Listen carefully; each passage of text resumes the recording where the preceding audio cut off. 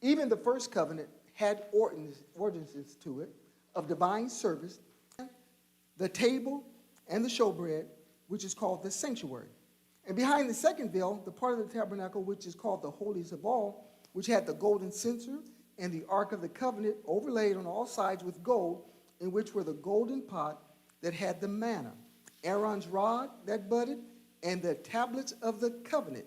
And above it were the cherubim of the glory overshadowing. The two cherubim had their wings together, covering over this portion of the tabernacle, overshadowing the mercy seat of these things, which we cannot now speak in detail.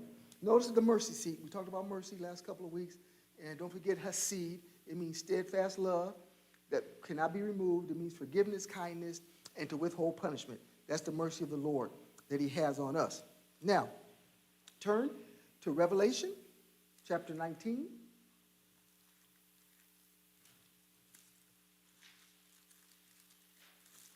The last book in the Bible. And I'm going to definitely have to do this in two parts. So bear with me. As I set the foundation, lay the foundation, bear with me. It's going to have to be done in two parts. I know it. Are you there, Revelation chapter 19? Look down. Look at verse number 9. It says, "Then he said to me," talking to John the Revelator, "Write, blessed are those who are called, legally summoned, to what? To the marriage supper of the Lamb." Where do you have supper at? Where do you eat at? So, the table, naturally speaking, in our lives, it's a natural piece of furniture. It's a natural thing. But the table has spiritual connotation, spiritual attachment to it in the spirit realm, because life is spiritual. So anything that you and I are involved with or we have in this realm, it's a replica of the spirit realm. Now, when you think of a table, like Thanksgiving, everybody sat at the table. People were invited to the table. There was sustenance, food, power, love, intimacy, communication at the table. So a table is a meeting place. A table is a place of celebration. When people get married, down at the table, everybody reminisce and talk about the departed one. So a table is a place of communication and exchange. A table is set for a specific reason. Like I said, Thanksgiving. You ain't going to do that next week. It ain't going to be 10 courses on the table next week. You did that for the special celebration. Say celebration. Celebration of Thanksgiving. So the Lord has a celebration at his table. He said we were all called and summoned to this marriage supper of the Lamb. Say, I'm invited. Say, everybody's not invited. Say, I'm invited. These are the true sayings of Yah, and I fell at his feet to worship him, but he said to me, see that you do not do that. I am your fellow servant and of your brethren, then, not an angel, not Yeshua, not Yahweh, but this is a regular guy giving him a tour of heaven. John's not dead. John is still physically alive. He is in the spirit realm. But here he has this man giving him a tour of heaven, and the man kept him. The testimony of Yeshua is the spirit of prophecy. Now I saw heaven open, and behold, a white horse. And he who sat on him was called Faithful and True, and in righteousness he judges and makes war. His eyes were like a flame of fire, and on his head were many crowns. He had a name written that no one knew except himself. So nobody knows everything about Yeshua. Everybody don't even know this name. It says he himself just knows this name. So there's some mystery still for us to solve and learn even in heaven. You're not going to get to heaven and know everything. You're going to get to heaven and learn some things. Now he was clothed with a robe that had been, that word dip, the translation means soaked in blood. So if something is soaked in something, some substance, it's dripping. He was wearing a robe, clothed with a robe dripped in blood, and his name is called the Word of Yah, or the Logos. And the armies in heaven, clothed in fine linen, white and clean, followed him on white horses. Now out of his mouth goes a sharp sword, and with it that it should strike the nations. Notice he ain't talking about churches, he ain't talking about religion, he's talking about governments, nations. And he himself will rule with an iron rod. He himself treads the winepresses of the fierceness and wrath of Almighty Yah. And he has on his robe and on the thigh a name written, the King of Kings and the Lord of Lords.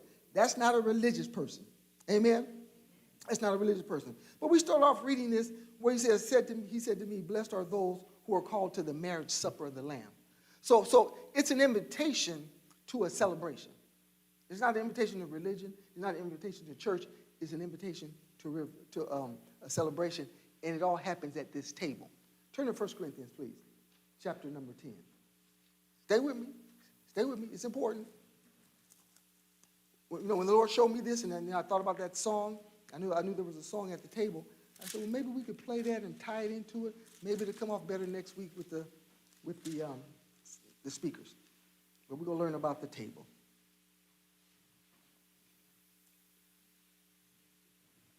First Corinthians chapter 10.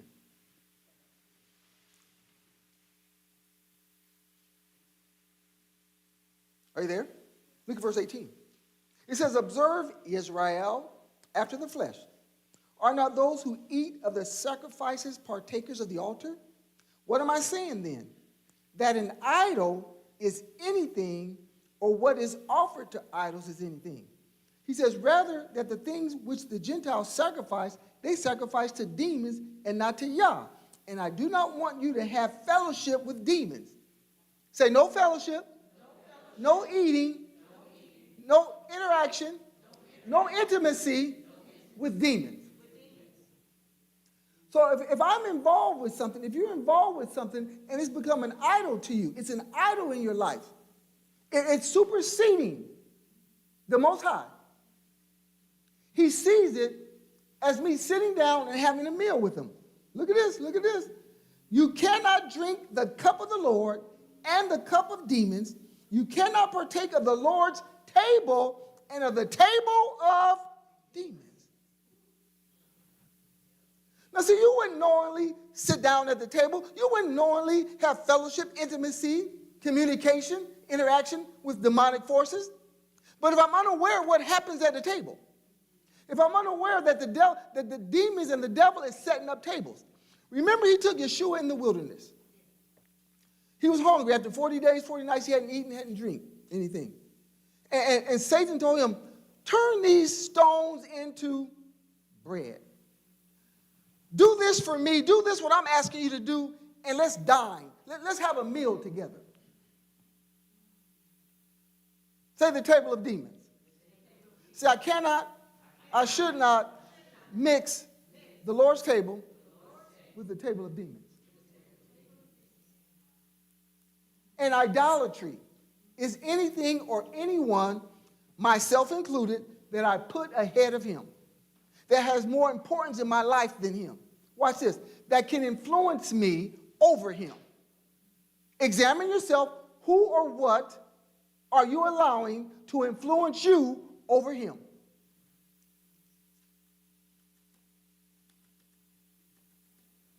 While you're right there in chapter 11, look at verse 23. For I received from the Lord, are you there? Verse 23, 11:23, turn one page. Verse 23. For I received from the Lord that which I also delivered to you, that the Lord Yeshua, on the same night in which he was betrayed, he took bread. Look at Pastor. Y'all remember the Lord's Supper? Everybody was at the table. Yeshua was at the table. The 11 faithful disciples at the table, and it was somebody else at that table. Who else was at the table? Who else was at the table? Judas. There's going to be a Judas at your table. It's going to be a demon at your table. And Yeshua said, one of y'all at the table, he didn't say it like that. But he said, one of y'all is going to betray me. He said, one of you guys are a devil. And then Peter, James, John, Lord, is it me? Lord, is it me? You're not talking about me. And he said, the one that I take this bread and sop it in the gravy and give it to. So watch. He knew who the devil was. He knew who the betrayer was. He wants you to see and understand the betrayers in your life. I wasn't studying this at the time. I don't know. I wasn't studying this at the time, but I was channel surfing and I came across The Godfather, with Al Pacino, and they were playing the gangsters and all that stuff. And so he was doing this plot to try to catch these other guys in a trick bag that were trying to kill him. So he said, I learned something from my father, Don Corleone. Did I pronounce his name right? Y'all remember that movie? He said, I learned something from my father. He said, keep your friends close. But your enemies even closer. When you know who the enemy is, when you know who your enemies are, when you recognize the enemy, you know they're a betrayer, you know they're a demon, but I'm going to still keep you close to me so I can control and have authority over what you're trying to do. Now, Judas thought he was selling Yeshua out. I'm getting ahead of myself, but let me just throw this out there anyway. Judas thought he was selling Yeshua out. He thought he had all the power and all the authority, but Yeshua told him, go do, and what you're going to do, go ahead and do it quickly. Sometimes you need an enemy at the table so he can help you fulfill Yahweh's purpose for your life. Most of the time you want to kick the enemy from your table. Like say if you had a big family Thanksgiving and they were going to sit you, don't sit me next to him. Don't sit me next to her. I don't want to sit there. I don't want to be at the same table with them. People you ain't friends with no more, people that don't like you no more. When last time they invited you out to eat? They don't want to sit at the table with you. And there's people you don't want to sit at the table with. But after learning this, after getting this revelation, you're going to find out. There are some people that I think are enemies. I need them at the table. Yeshua couldn't have went to the cross without Judas. And Satan wanted Yeshua to be crucified or killed, not publicly, but privately. But Yeshua and the Father had something all set up where we're going to go before Pilate. And we're going to make him do this thing publicly. But it all started with Judas selling him out for 30 pieces of silver. Now, don't get mad and upset at the people that have sold you out. People that you helped, people that you did stuff for. It was needful. They were needed in your life.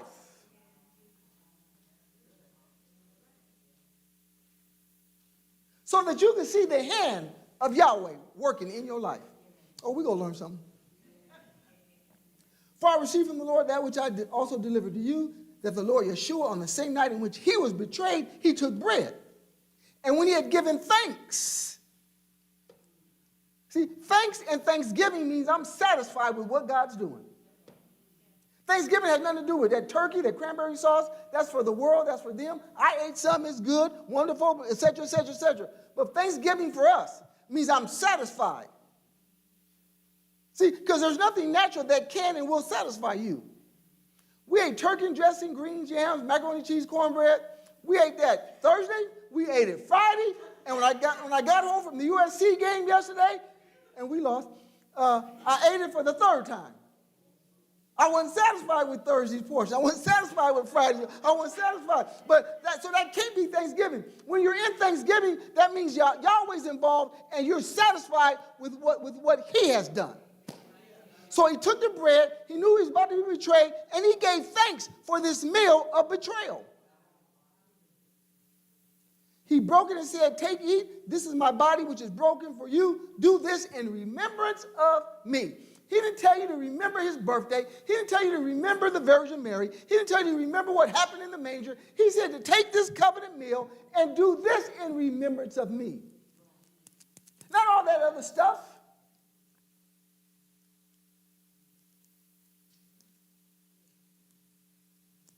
See, the cross is where the atonement took place. The cross, all Paul is doing is reciting and going over what Yeshua did at what we call the Lord's tape, the Lord's meal, the Last Supper, whatever Da Vinci them named that. And Leonardo da Vinci, is that who did the painting of the Last Supper? And he got all them Caucasian people sitting at the table with straight hair, straight beards. And nothing disparaging or hating on nobody. that's off. That's not it. And then not only that, he had like a regular table that we have. Their table was in a U shape. The tradition there, their tables were made in a U shape. Where everybody could see everybody. See, if I'm at the table like this and you down there and you down there, no, it's a U shape. That's how the disciples was all checking on each other. Is it you? Is it him? Who is it, Lord? So the atonement, the sacrifice took place at the cross, but the covenant took place at a table. Somebody would have said amen or something. The atonement and the sacrifice took place at the altar, the cross, but the covenant, the contract, the promise was made at a table. You ever heard of the conference table? Deals are made at conference tables. When you go to court, there's these tables that are set out for the plaintiff and the defendant. Because things happen, legal things happen, strategies are made at a table. At the White House, they got something they call the Oval Office, and they got this desk, this table.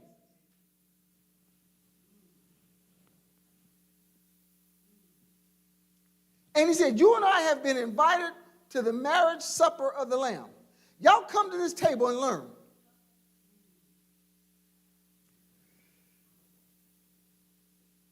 For as often as you eat this bread and drink this cup, you proclaim the Lord's death till he comes. Y'all look at Pastor. Now, we used to do this on First Sunday, y'all. And this is First Sunday today, but we were in bondage to it. I was in bondage to it. I was taught, I was explained to and had examples that you do this on First Sunday. And they didn't say this, but you better not do it no other one. Do this on First Sunday, but you better not do it on any other ones. I mean, nobody said that, but that's kind of was the flavor of it. That's how it was presented. That's how I took it. I don't know about you. Was I the only one that took it like that? First Sunday? You know, and then she said some churches do it at night. So watch this. The cross is where the sacrifice was made, but the table is where you ate the bread, ate the flesh, and drank the blood. He shed his blood at the cross, but I drank the blood at the table. His body was scarred and marred at the cross, but I'm eating the flesh at the table. Say symbolically.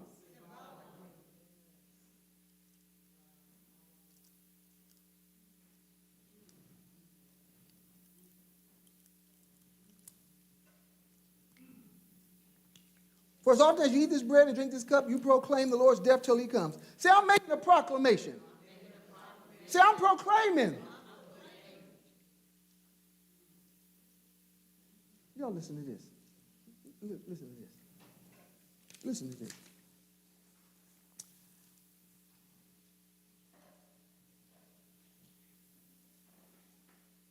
Faith, say faith.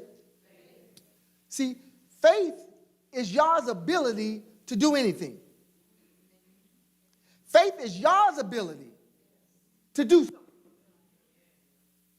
Faith is y'all's ability to do anything. I needed to develop my ability to believe it. Faith is Yahweh's ability to do anything. I need to develop my ability to believe it. All things are possible to him that believes. You've been working on this thing called faith. You ought to be working on this thing called believing. See, believing is first cousins to expectation. The Holy Spirit told me that expectation is a room. Did you know expectation is a room? If anybody's having a child or had a child, I don't know if they do this now, but they have something they call the delivery room or the waiting room. When I had surgery on my shoulder, and I needed a driver, and Florence waited for me there, but you didn't wait the whole time. You went shopping while they were doing surgery on me, didn't you? She supposed to be in the waiting room, and she had Marsha. Where'd you go, Marsha? She said she was in faith. I was going to be all right. I'm I'm in there on the table. I don't know what they're doing to me, Denise. I don't know what they're doing to me. And she's supposed to be in the waiting room. And how long was the surgery? 2 hours? Was it 2? She left. Went shopping. So anyway, because I asked her, I said, so you wait all that time? No, I went to Marshall's. What was I saying? The waiting room? Oh, okay. Expectation is a room. Like waiting on the baby to be delivered or waiting on somebody having a procedure or operation. You're in the expectation room, the waiting room. Say, Lord, help me to enlarge my expectation. Say, Lord, put me in the expectation room where I'm expecting you to do exceedingly, abundantly, above all that I can even think or ask. Say, enlarge my expectation. What are you expecting him to do by the end of this year? What are you expecting him to do in 2025? Say, Lord, increase my expectation.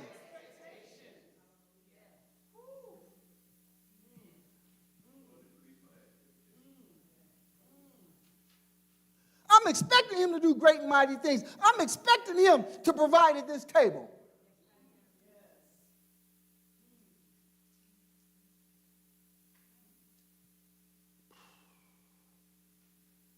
Expectation is a room. Watch this. Expectation is a place of birthing. It's a place of repair. A place of help. Say, Lord, increase my expectation. Say, Holy Spirit. Say, Holy Spirit. Say, Ruach Hokadesh. Help me to increase my expectation. Say, I'm in the room. Say, I'm in the room. Say, I'm in the right place. See, location is everything. Location is spiritual. Location, the right location, will put you into supernatural expectation, which leads to revelation, where you can see that which was hidden.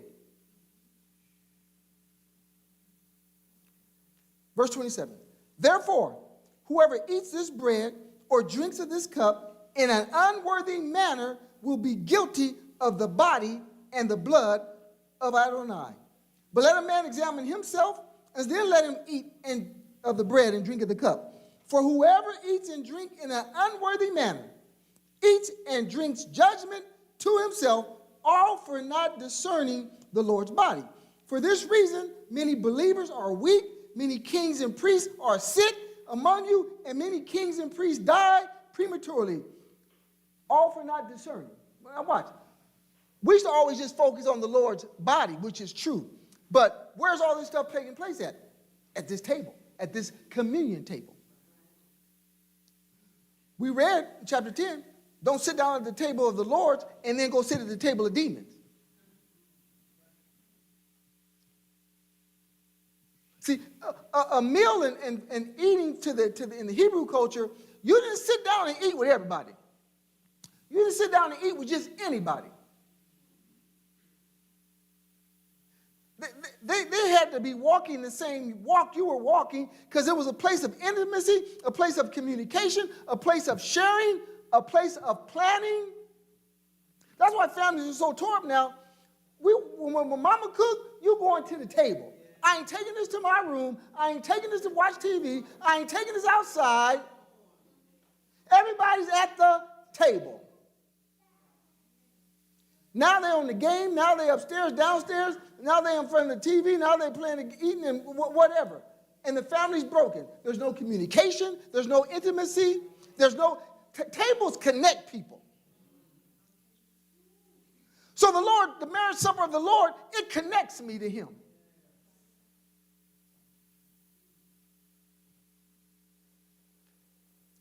And he said, many kings and priests, believers, are sick, they're weak, and they die prematurely, all for not properly partaking at the table.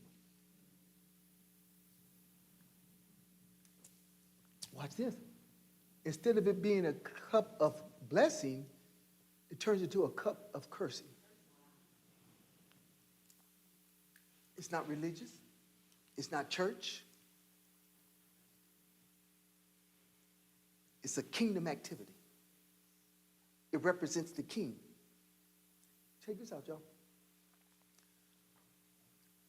Yahweh used a table to deliver the children of Israel.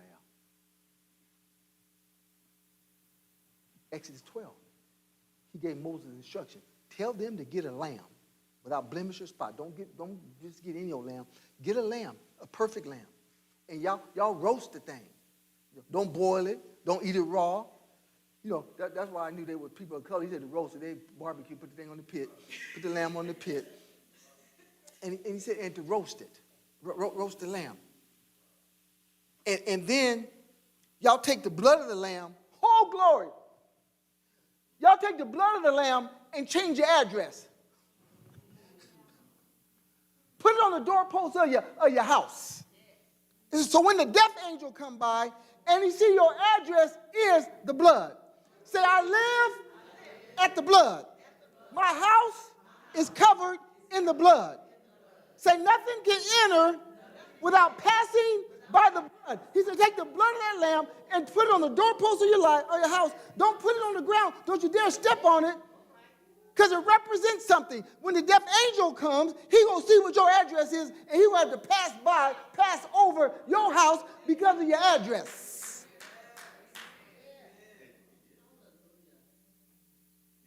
And the rabbis teach that when the death angel showed up, he saw the children of Israel, he saw the Hebrews sitting at the table, and Yahweh himself was at the table with them, eating the Passover lamb. Got delivered at a table. Altar is powerful, awesome, needful, but a whole lot can happen at the table. A whole nation got delivered at the table.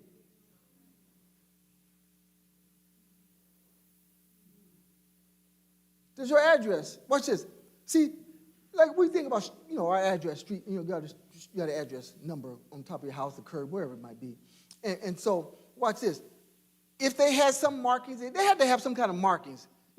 Like, where did so-and-so live? Where Moses live at? Where house is Aaron's house? They had to have some place to know. So I don't know what kind of markings they had. Maybe I might look in there and see. But my house, your house got an address on it. Okay? So that's where so-and-so lived. But watch this.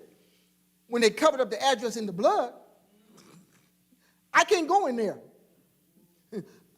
Yahweh's in that house.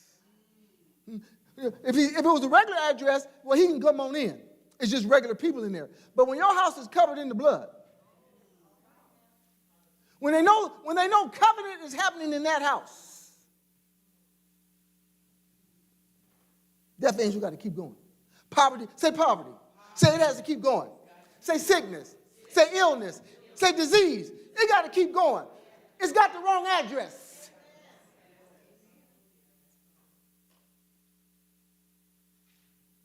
Was that Rolls Royce? Just a vacancy. Love don't live here anymore. So love had to keep going because it didn't live in our house no more. So sickness and disease, it got to keep going because it don't live at your house. Was that Rolls Royce? Love don't live here anymore. Why y'all laughing at me? So love had to pass her house.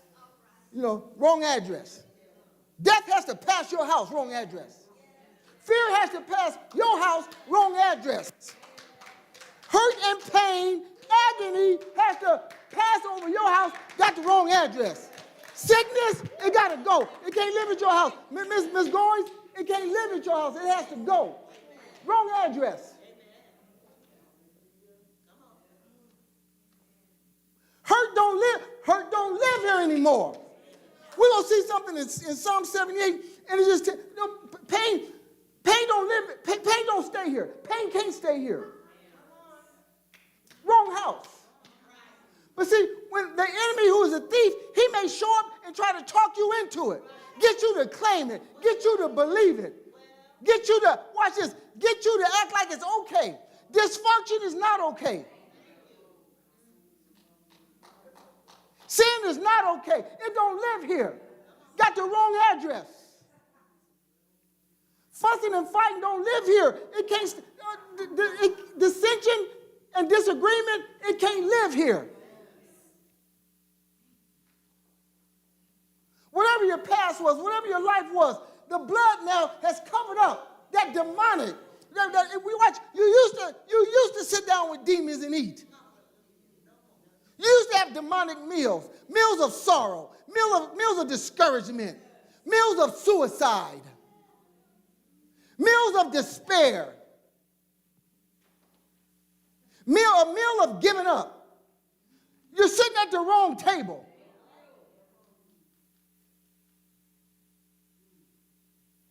I told y'all this was going to be good.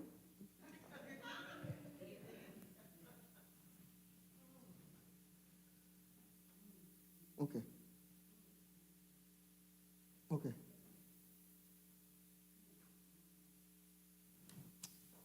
Oh, Lord. Look at Matthew 15. I'm hot. Is anybody else hot? Is it hot here? Told y'all. They told me they turned the heater off. It's off? You should have turned the air on when you turned the heater off. Why do we need a heater in the first place? It was 62 in here? That's good weather for me. I'll take that. Say the table. Say intimacy. Say provision.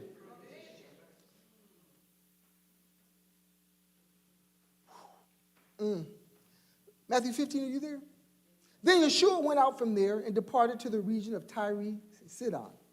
And behold, a woman of Canaan. Say a Hamite. Say a Hamite.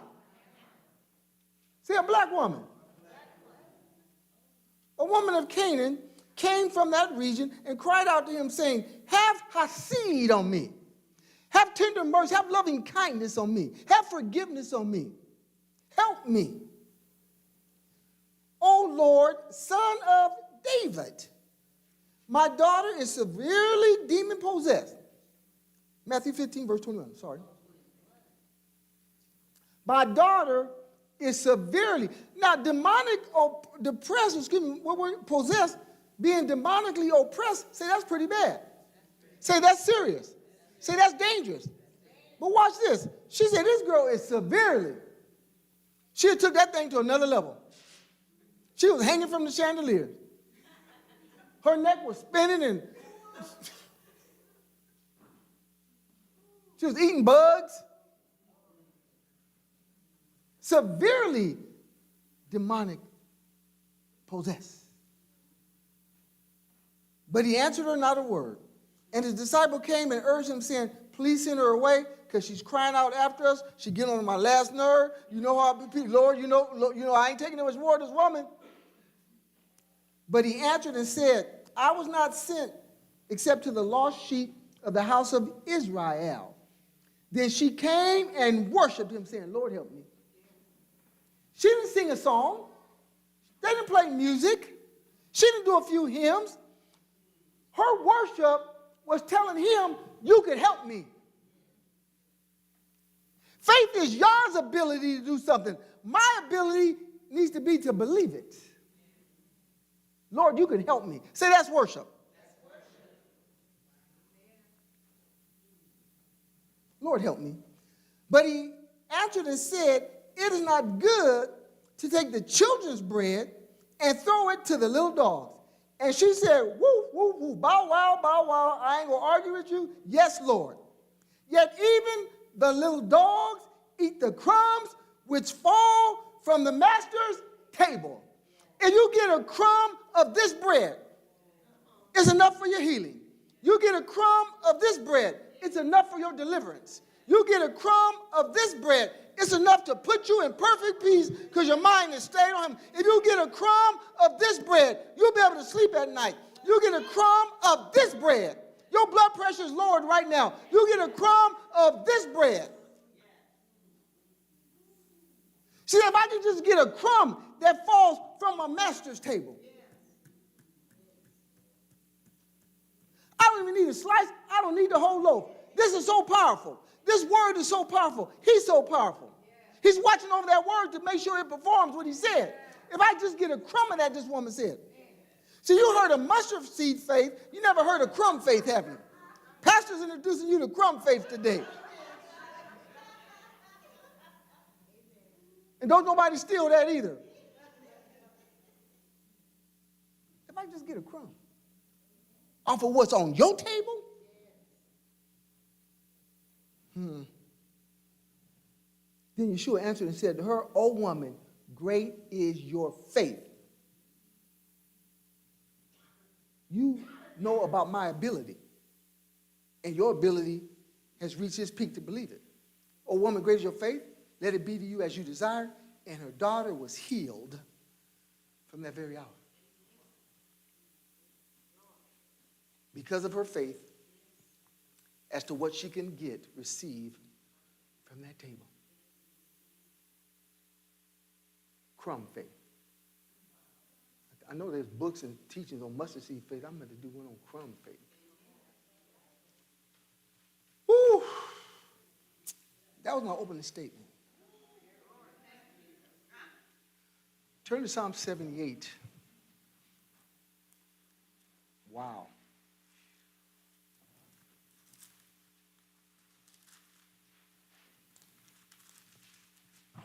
Lord, increase my expectation. Lord, increase my expectation. Lord, increase my expectation. Lord, help me to increase my expectation. Lord, help me to increase my expectation. Lord, help me to increase my expectation. Lord, help me to enlarge my expectation. Lord, I'm in the waiting room. I'm in this room called expectation, where all things are possible in this room. Holy Spirit, help me to increase my expectation. Psalm 78.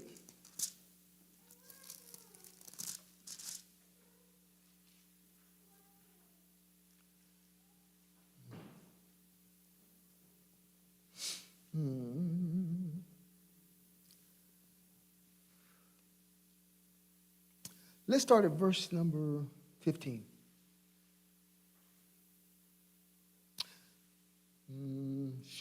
Go to verse.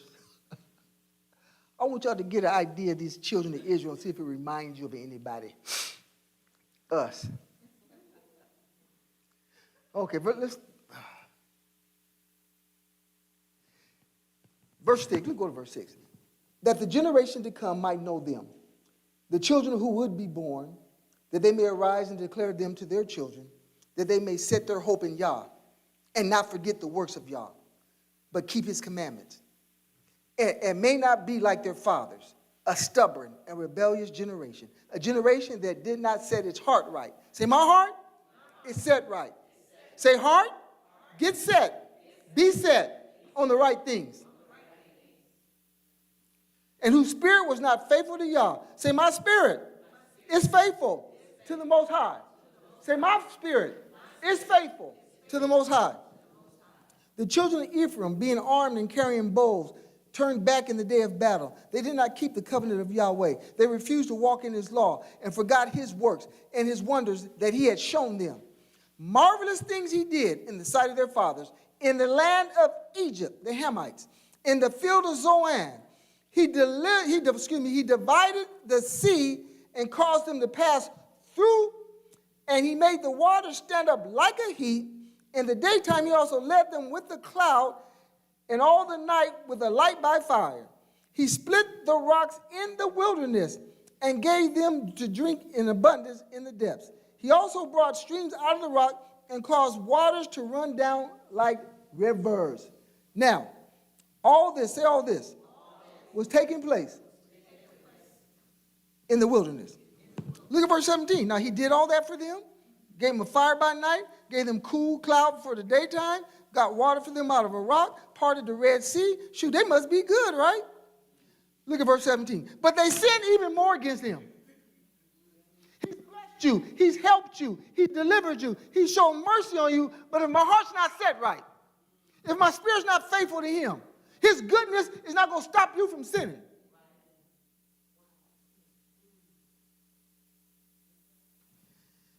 But they sinned even more against him by rebelling against the Most High in the wilderness. Say the wilderness. And they tested Yah in their hearts by asking for the food of their fancy. Yes, they spoke against Yah. They said, can Yah prepare a table in the wilderness?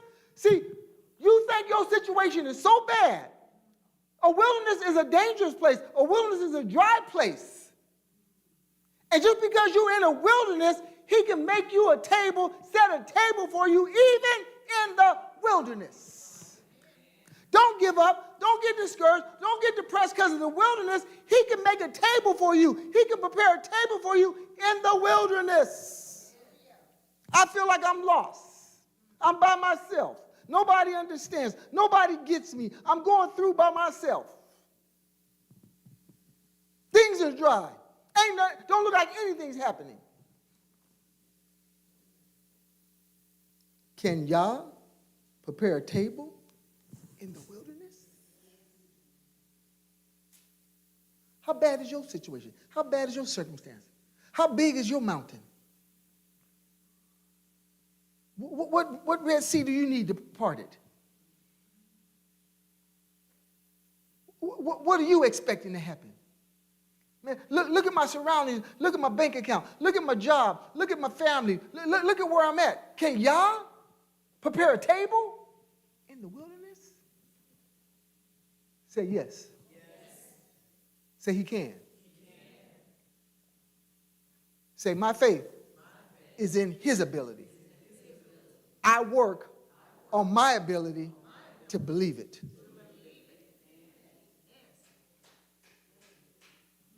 Yes, he can prepare a table for you in your wilderness, in your dry place, in your dangerous place, in your place that looks impossible. Oh my God, that's where he loves to set a table. It looks impossible here. They're in the desert. There's no water here. He didn't need a lake. He didn't need rain. He said, Moses, talk to that rock and tell that rock to bring water. He said, I'm going to rain angel food manna from heaven. I'm going to command the quails to come and give you meat. The environment don't matter to him. Your environment don't matter. It don't matter that you're in San Bernardino. Your environment don't stop him. Your family don't stop him.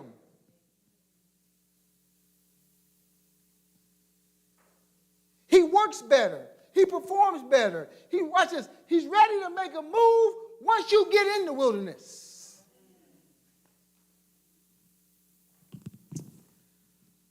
Am I talking to myself?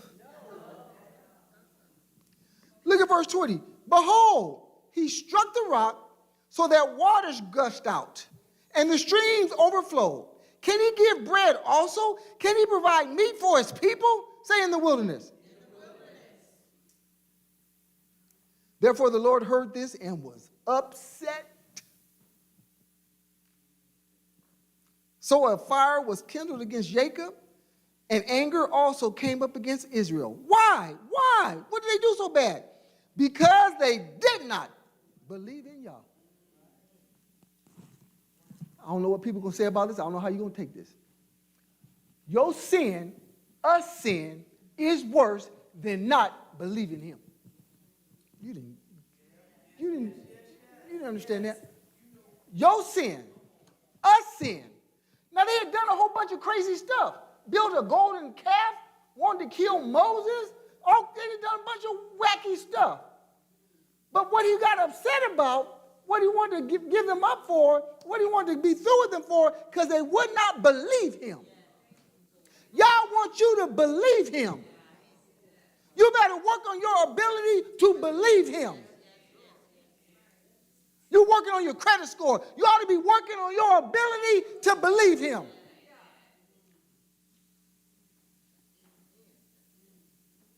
You're working on your resume. You ought to be working on your ability to believe him. Keep doing that other stuff, but you ought to be putting the effort in, the time in, the energy in, the prayer in. Lord, expand my capacity to expect and believe you.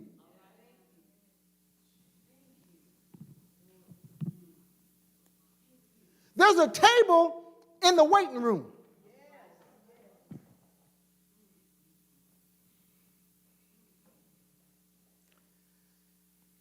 Verse 22. Because they did not believe in y'all and did not trust in his salvation. So you know salvation ain't got nothing to do with heaven. Because Yeshua hadn't come, salvation, you get your mind renewed to the fact that salvation ain't about going to heaven. Salvation is about what you need here. About getting delivered, protection, help, victory, rescue mission. Here, say here. And be not conformed to this world, but be transformed by the renewing of your mind. This world, religion included, that's one of the systems, it got your mind set that salvation is for later on. I got saved so I wouldn't go to hell. You got saved so you wouldn't go through hell on earth.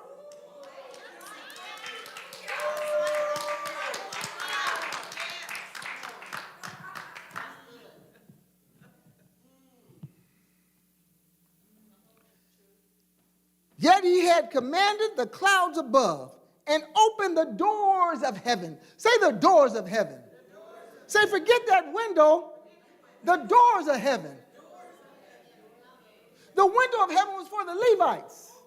You're after the order of Melchizedek. You're in a higher priesthood. You're in an everlasting priesthood. That priesthood only had windows available to them. And religion and church had you having expectation for a window to be open. I want the doors of heaven open. You can't get a new car in a window. You got to go through a door.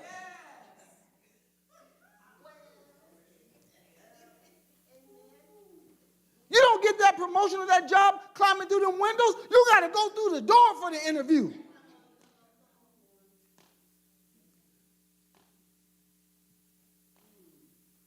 Don't climb through the window at the bank. Go through the door.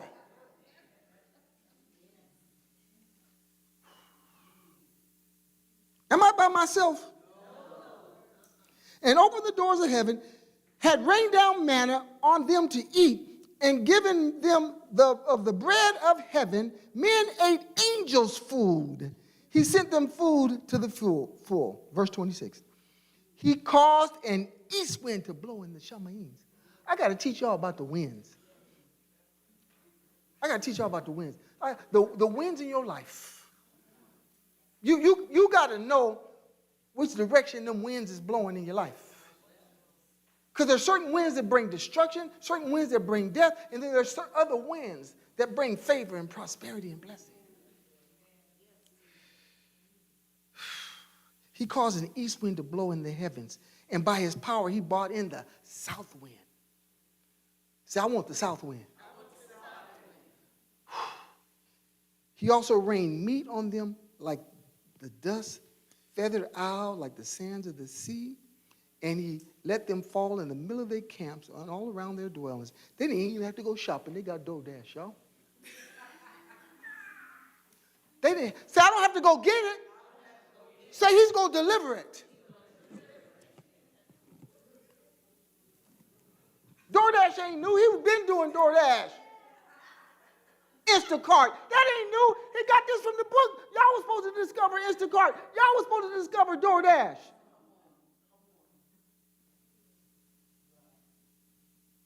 Delivered it to the camp.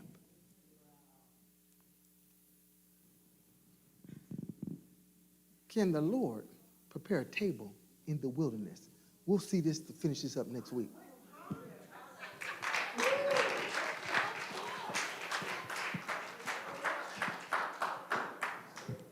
Oh, shoot, y'all. Sorry, God.